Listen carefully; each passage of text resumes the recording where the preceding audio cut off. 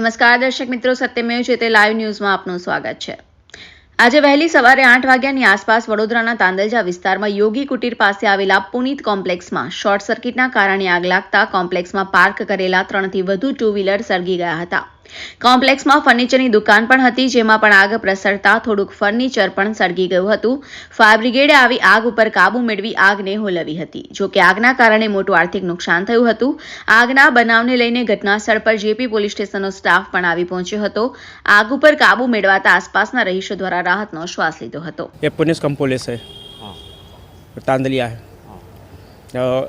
सुबह कम से कम 6, साढ़े 6, 7 बजे आग लगी है। किस तरह से आग लगी थी? अब ये तो नहीं पता है, अभी सब लोग ऊपर ही थे, नीचे लग गई है। क्या क्या नुकसान हुआ है? अब ये सोफ़ा का दुकान है, गोदाम था सोफ़ा का, तो उसमें लग गई है और 5-6 गाड़ियाँ जल गई हैं। आपकी गाड़ी थी? जी हाँ, मेरी गाड़ी भी थी, 2 गाड़ियाँ थी मेरी, बाइक, एक एक्टिवा थी, एक बाइक था। रिपोर्टर सनी सिंधे, सत्यमेव जयते लाइव न्यूज़, वडोदरा।